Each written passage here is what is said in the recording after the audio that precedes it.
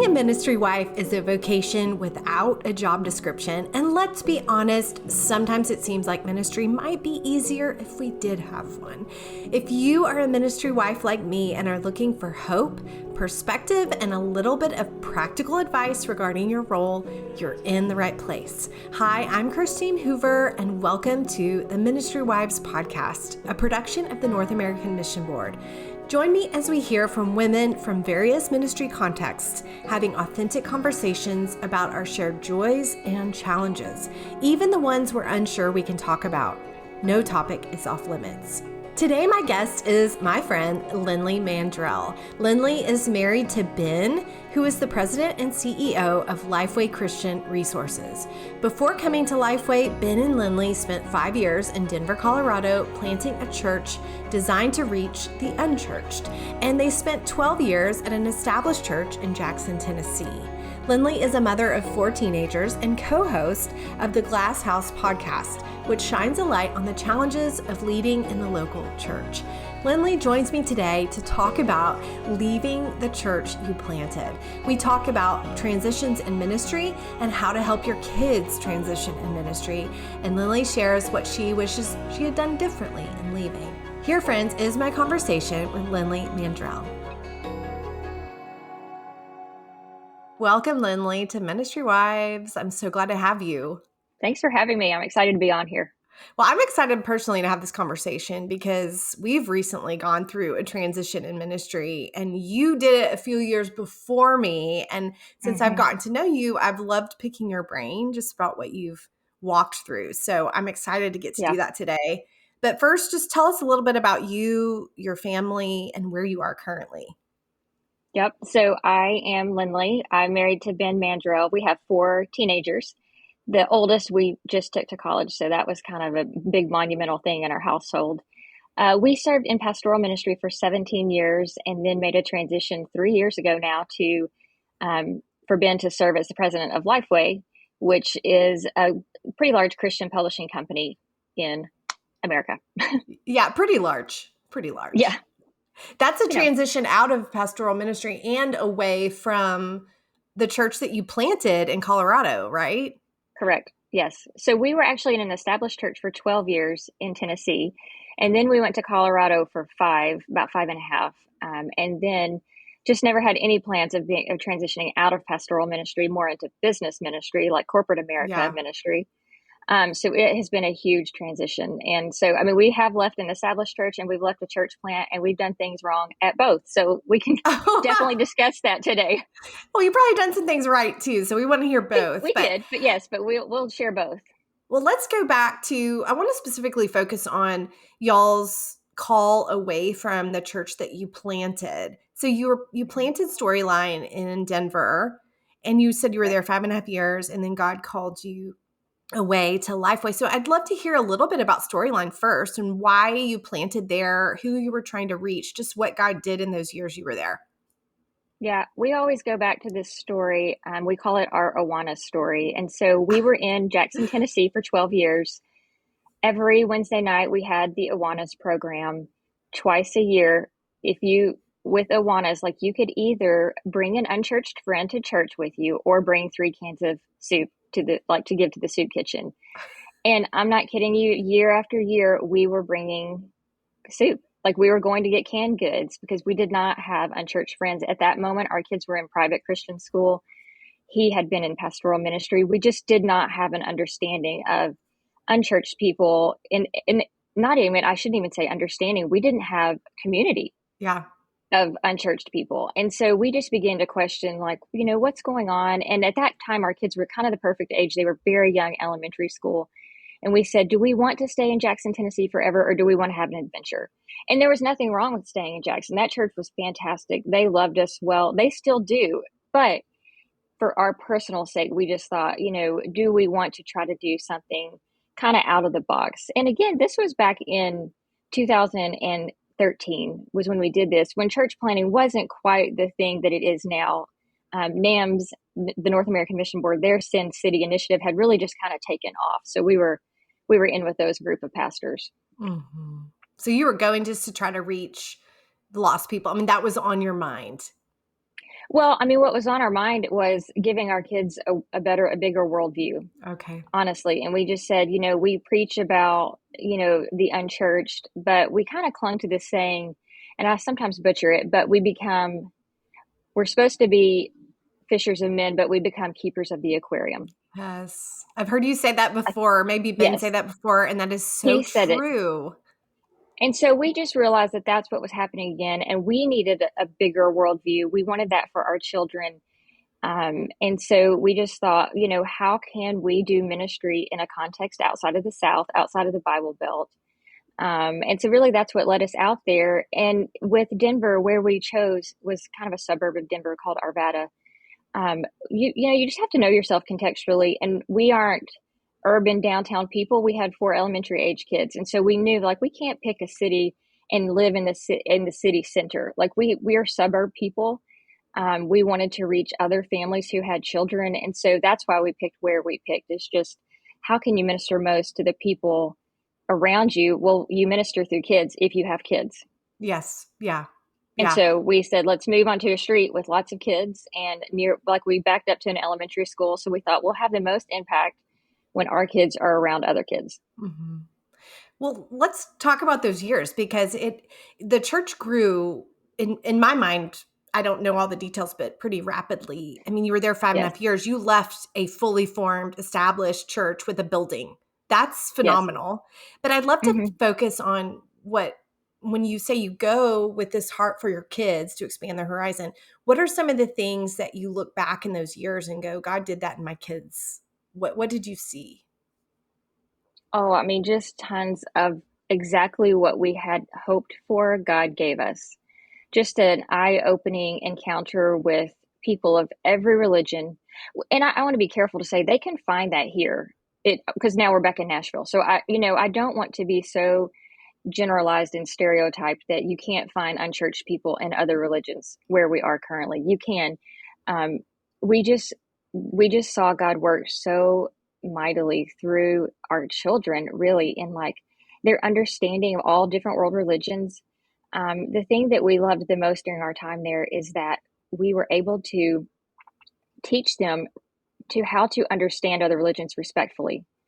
I think that's so important, and I think it's missing in our culture right now is just you don't have to agree with them, but our kids, if you ask them the basics of Mormonism, Hinduism, Islam, Buddhism, Catholicism, everything, they know it. And so they can have an intelligent conversation with other people about it instead of saying, my mommy and daddy say that's not the right religion, or, something that we just don't want them to say. Like that's the quickest way to turn somebody off.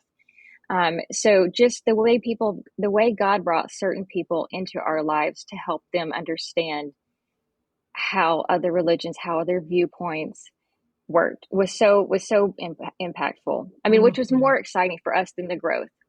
Mm. That's really cool that you went.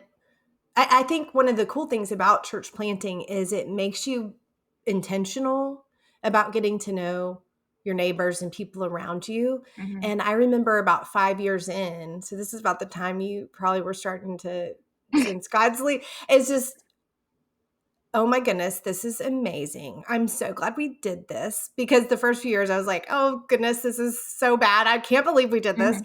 But it flipped at a certain point and it just felt like this is the most amazing thing I've ever been a part of. And I can't imagine ever leaving. I Yeah. don't want to leave. And so did you Yes. feel some of that too? Oh yeah. We actually every person's story is so different. And where we had hardship, it was certainly difficult. But like from the moment we stepped foot in Denver, we just felt like this is amazing. I mean, I remember walking around the block like 3 weeks in, and I just said, "This is where my heart belongs." Like I just knew it. So yes, like we loved it from the start. We had trials, but so the point to where we were being called away was just heartbreaking. Hmm. Is that what you were referring to? Yes. So I just would love to ask about that. How did God begin to work in your life where you knew it was time to leave, that he was calling you to go somewhere else to do something different? Yeah, it's interesting. Ben and I talked about this question a little bit because I think that's really nuanced in that we didn't have a specific moment. And so we kind of threw out these tests to God, which, maybe I should not be even admitting that.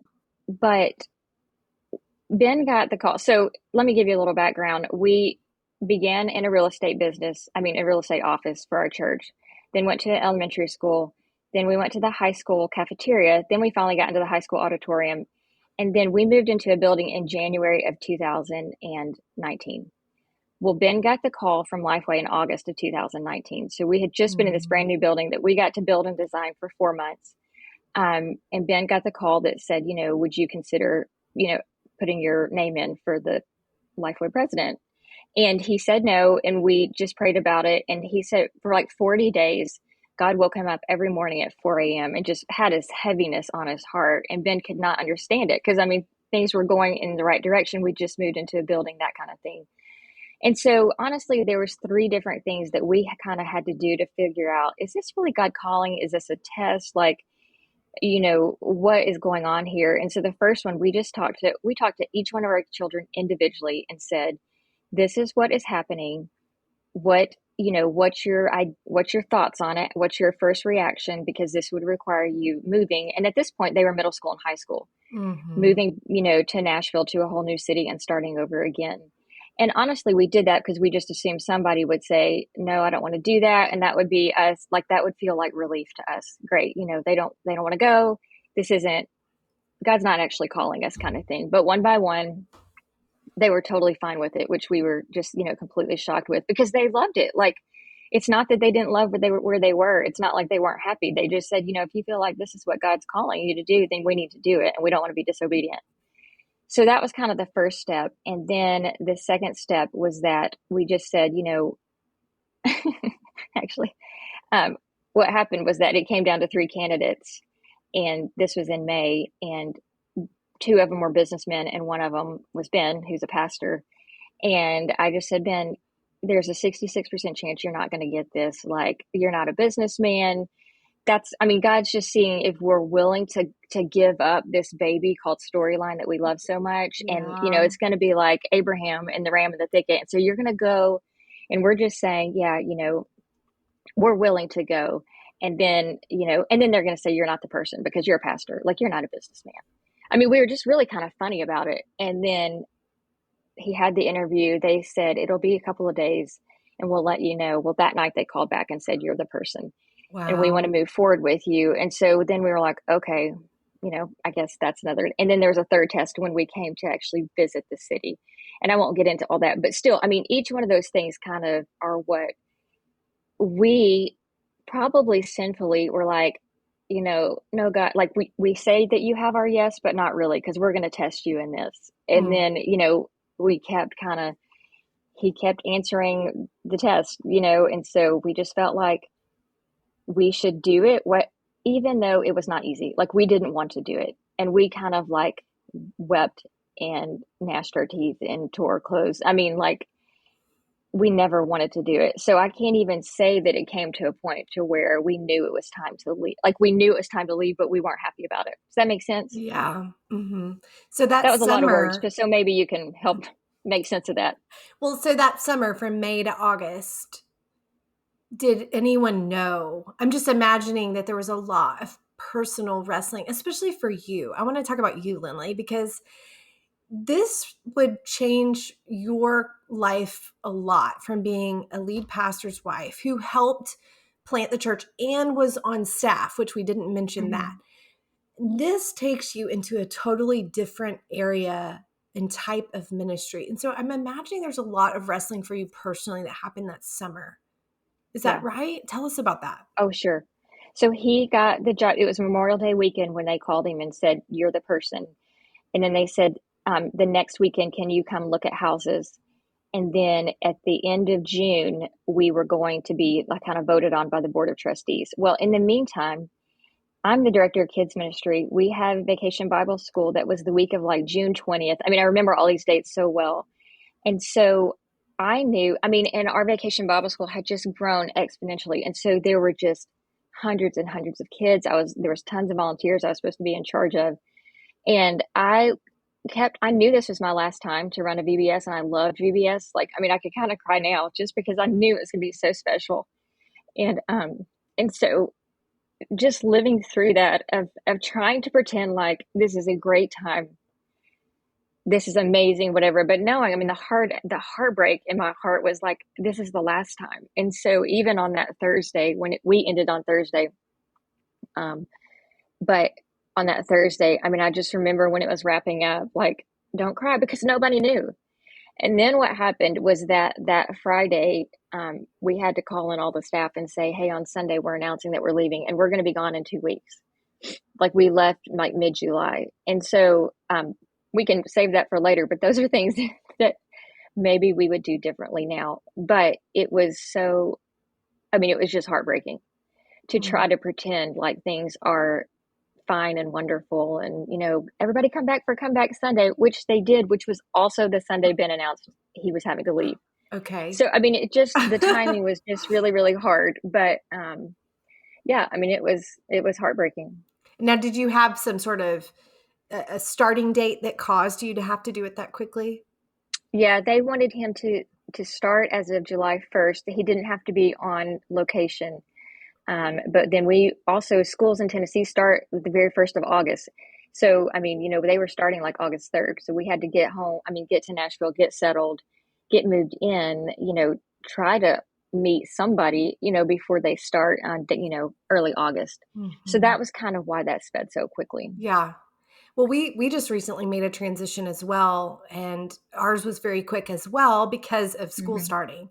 And Yep. that was really hard for us, and that was really hard for our church that we left, Yes. the church we had planted. So I'd love to hear how did your church react to this news? I mean, I was a little bit taken aback about some of the responses, and it was all really encouraging and good, but at the same time the shock and the surprise was really hard for me, because we're no longer the pastor and the pastor's wife. We're not going to be the ones to pastor people through this, but yet people are still see you in that, and you're absorbing their responses. So I'm wondering how that was for you, and how your church reacted.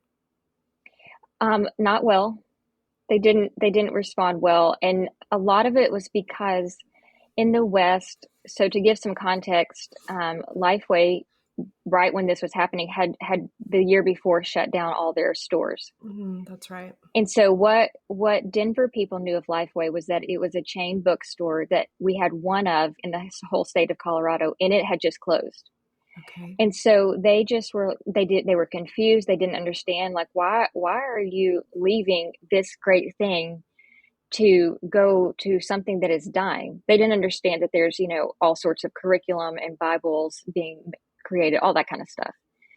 And so that was really hard when they don't. So there were comments of, our hearts were not pure in it because, it wasn't going to a church ministry. Like, maybe that it was seen as climbing a ladder, or desiring more money, or desiring more of a platform. And so that was hard. And nobody said things that were intentionally hurtful, but it's kind of like when people lose a child and stuff, people say things that are hurtful that you just can't even hardly process. And so I remember an incident where Ben was preaching, and the guy came up to him afterwards, and he was trying to be so kind. He said, brother, he said, very few people can do what you just did. He said, lots of people can run a building, but very few people can preach a sermon like that. And you need to reconsider what you're doing, kind of thing. And so, you take these things very heavily, and then it makes you question, like, well, is that God speaking through this person, or is that Satan speaking through this person? And you question, like, well, are we doing the right thing, or are we doing the wrong thing? And you don't know. Like, there's just no way to know. And this is when trust and faith in God comes in. And but it was really hard. They didn't understand, and I don't blame them for not understanding. Yeah, and there's a sense of ownership, right or wrong, that people feel about their pastors, and so it's really hard to release them to other people or to a different kind of ministry. And it's understandable, the shock and the sadness that they Yes. feel. But it's true. It becomes I would describe it as like that circle on the screen that gets really small, and there's this one little dot in the middle. It's really comes down to between my husband and me, what do we sense that the Lord is doing? And we have to obey that, even if people don't understand.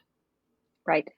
Mm-hmm. And I think that's, one thing that you had talked about was just leaving, in that both the established church and then with the church plant, neither time did we have many people praying about this with us, Right. because of what you just said, in that it ultimately comes down to how God is leading our family. That's right. And sometimes we pollute it with too many different voices of, what do you think? And what do you think? Well, they can't know how God's working in our own personal lives, or what God's plan is for us. And so, I don't know if that's right or wrong. I mean, sometimes I wonder, were we too secretive about it?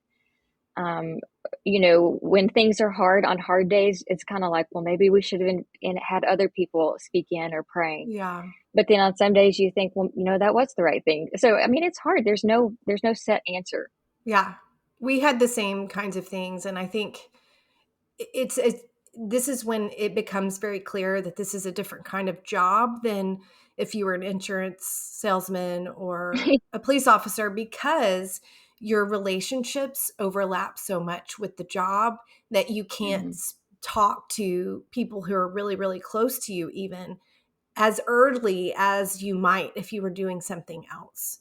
And so Right. it can feel isolating for you, the decision makers. And I think it also can be hard and feel, I'm sure, hurtful or isolating to your relationships. But there is a sense of having to do some of it in private. And I think you bring up a good point, is that for you and Ben, it was happening so much more before people knew. So by the time you announce it, you've already worked through things. Yes. But they are just beginning. Yes. And that's hard for the church. That's really hard.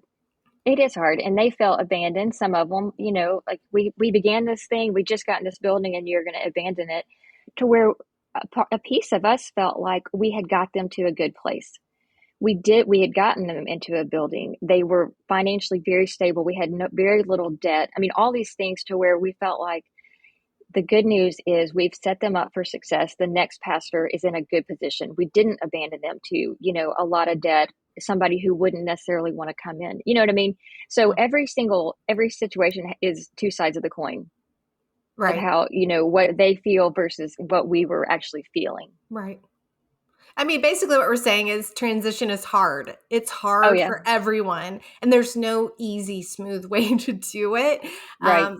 So I'd love to talk about what it was like for you as a couple and for you personally to leave a church that you started. You planted your DNA into it. You gave everything that you had and and were formed by it. And so what was that like for you as a couple and for you as an individual? Yeah. So, if your listeners don't know about the glass house, the first episode on there is us saying it did not go well. It was not a good transition. We didn't have the tools to understand emotions. We were just so wrapped up in it, in that it was kind of our baby, and we felt like we were owners of it versus stewards of it. And so when we left it, we felt like we were just, I mean, I can't even describe the pain of leaving it. And so we didn't do it well. We had unknowingly buried tons of hurt, of just, I think, like, even unrecognized hurt. We didn't know that we were upset about things. Just because, Sunday's always coming and you have to keep things moving. And so when we left and, got into a ministry where we weren't preaching every Sunday, Ben was not preaching every Sunday.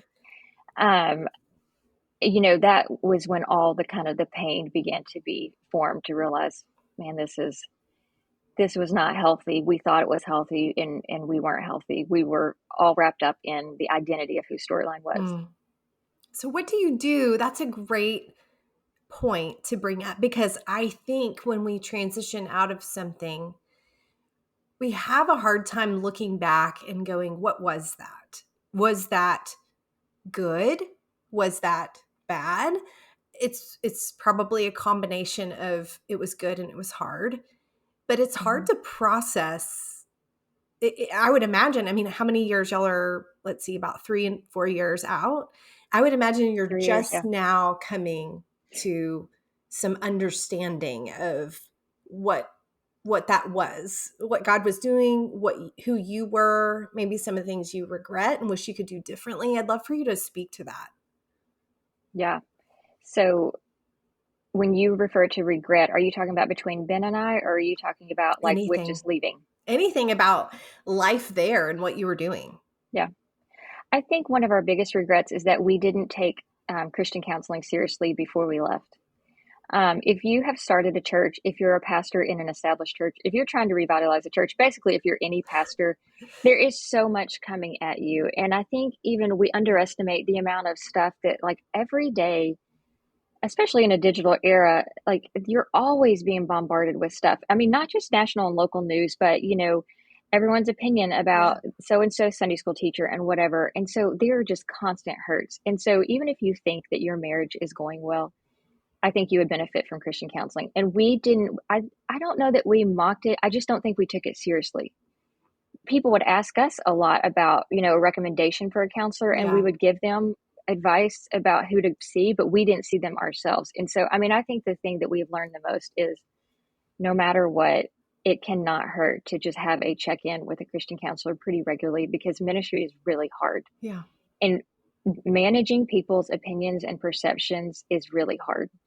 And it takes its toll. And so, I think when you're younger and you have lots of energy and, boundless ambition, it's like, it's okay. And it kind of rolls off your back. But as it goes on, you kind of begin to be kind of tainted by it a little bit. I mean, Ben and I went to eat with a couple. They're like 9 months newly married, and they are so sweet. And we left. And the first thing we said was, the world hasn't tainted them yet. Which is so sad, because I was like, that used to be us. And then, you just get tainted by it. And if you allow it to do that. And I think we just allowed it. We just let too many things kind of pile up before we said, we need to deal with this. Mm-hmm. Thanks for saying that, Lynley. I think that's a really important thing, and I've experienced the same. And I think a lot of times transition brings things like this to the surface that we didn't have time or space to look at. And so there's an opportunity in transition. So for me in transition, it's a lot of uncertainty. It's a lot of question marks. Like, well, where does God have me now? I knew for certain then what he had for me to do, but now it's just open-ended and I have no idea. But I think a big part of the open-endedness is getting to look at the things that I didn't have time or space or didn't want to look at before. For sure. Ben and I are reading a book right now that's really interesting. It's called Strength to Strength. And it just talks about how up until our 40s, we rely on the strengths that are just naturally, like, we're naturally good at. But at a point, you start to wear out and you can't always just rely on those strengths. And so sometimes you have to just you realize that original strength is dying and you have to transition into other things. And so honestly, some of the beauty of transition is that you can think, well, what I've always been good at doesn't necessarily mean it's what I want to keep doing. Yes. And so, Ben has a good friend who's a worship pastor, and he said, I've always been good at this, but I don't know that I want to keep doing it, but I'm scared. Like, I don't know what else to do. And so for any of the listeners out there that are through transition, like, use it as an opportunity to think, just because I've always done this doesn't mean I have to continue that. Like, maybe God's developing a new strength in me that, of something completely different and unexpected that I'm really going to love in the second half of my life or whatever. Yes. I can so relate to everything you say. Well, Yeah. I'd love to talk about for your kids, because you uprooted your family. How old were the kids when y'all moved? So when we moved, the boys were starting 6th, 7th, and 8th grade, and Ava was in 10th grade. Okay. So all middle school and high school. Kids are a big concern when mom and dad are considering a transition. So I'd love to know how it affected them, first of all, and then I have questions beyond that. Yes. Honestly, they did great. So we have a set of family values, and one of them is adaptability. And they did such a good job. And when I say that they did great, that does not mean there were not hard days, because of course there were hard days. I mean, they missed friends. They had to come into new schools and figure out new friend groups and all that kind of stuff. So it wasn't like it was all like kind of sunshine and roses. But that was the kind of the beauty also in saying, in talking to them individually and saying, are you okay with this? Because when we did talk to them individually, we said, you need to know that this will not be easy. Mm-hmm. There will be hard things, there will be changes in lifestyle kind of stuff. And so, we could go back on some of those days and say, this, we talked about this was going to be hard. But they did really, really well. I think where we didn't do a good job with them is that, like I mentioned earlier, Ben and I did not have at that point a good understanding of emotions. And so on the sad days, we would try to kind of renegotiate for them. Like, oh, you're not really sad. Like, you're okay. Instead of saying, I get it. Like, it's sad and you're lonely. And that is so hard. And so I think where they didn't transition well was mine and Ben's fault. We didn't know how to lead them correctly through it because we didn't understand it ourselves. Mm. But if I could redo it, I would just say, even if the kids seem to be doing well, have them even do a little bit of counseling to understand emotions, or us help them understand it. Yeah. I think emotions, we're learning so much about this too. So I just can relate to y'all so much, but helping our kids name and acknowledge their own emotions and just Mm-hmm. being okay with them. Just saying, Yeah. yeah, I'm going to be with you in your sadness, or I'm going to be with you in your frustration or your uncertainty or your loneliness, because Mm-hmm. I feel it too. And I think that that's one of the blessings of moving with kids that are older, Yes. is they walk with you in it, and you can share more of, okay, we're not sure if God's calling us, but let's pray about it together. Let's talk about how we know God's leading. How do we know his voice? What do we do when we know that? How do we obey when people don't Yes. necessarily understand or they have questions? And I think it's just been so remarkable to watch my children. Their faith is really formed in Mm-hmm. this trial, so to speak, of moving, just as our faith is formed in trial. But it's hard to watch our kids go through that. We want to rescue them. We want to protect them. We don't want to feel when they feel lonely. We want to, as you said, we want to redirect that because we don't want to have to hold that and feel it. It makes us feel things. Yeah. So, I think one of the worst mistakes we make is not, or this fear that we have of moving older kids. Like, yeah. I think across America, we just say, well, we can't move them when they're older. And I could not agree more with what you just said. Of that is actually like, we became so close. Our family unit became close because we had to rely on each other through trials and heartache. They got to see faith lived out because, Mhm. they had to rely on the Lord in ways that they had not had to previously. And so I think it makes me sad sometimes when people say, we feel like the Lord's calling us to do this, but we just, maybe in a few years, we can't do it now. We've got to get our kids through, high school or something. And I don't know their story. So, I mean, it could be very legit, but sometimes I want to say, take the risk, like step out of the boat kind of thing, because it's worth it. Like the things they'll learn. Even for you guys, I mean, you had a son going to college, but like Ava just went to college. Well, she had a lot of friends who were very, very concerned about leaving home because they'd lived in the same home for, 18 Mm. years. They'd never had to make new friends. And so, whereas Ava is experiencing some homesickness in other ways, she's not, she knows how to like reach out and ask somebody if they want to hang out. So, I mean, it's not like it's gone so smoothly for her that she's having a blast and there aren't sad moments, but the struggle is not understanding how to like try to insert herself into new scenarios. Right. Like she's had to learn how to do that before. Yeah. She knows how to talk to people. That's Yes. good. Well, switching gears a little bit, the church then hires a new pastor. So, Yes. Storyline hired JT English, who is an amazing Mm-hmm. pastor out of the Village Church, but the church takes on this new chapter. And so I would love for you to kind of walk through some of the thoughts and feelings that you had as that happened and as things have played out, because I imagine he's not been, and so he's going to do things maybe a little bit differently, and maybe he has an idea that y'all never thought of, and it's like, whoa, that's great. Why Yep. did we not think about that? So I just love to pick your brain about that Yep. transition. I have two things to say about this. We've talked to other pastors about it. We've experienced this. I think two things, if somebody's listening and transitioning, is to know the search committee is almost always going to find your opposite as the next pastor. There's actually a study that's been done on this, and it's fascinating, of how there's almost 3 different personality types that churches go through when a person leaves and they find another one. And so what we have just experienced is, no matter, I mean, both our church in Jackson and Storyline were experienced just phenomenal rapid growth.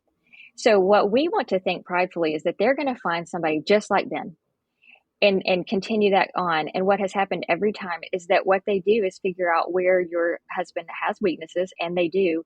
And they're going to find someone that's opposite, because they think, well, Ben could do this, but he also maybe was really unorganized, and let's find a really organized pastor. Or maybe your husband's a good preacher, but maybe not super pastoral and doesn't like going to the hospital. So let's find someone who really loves going to the hospital.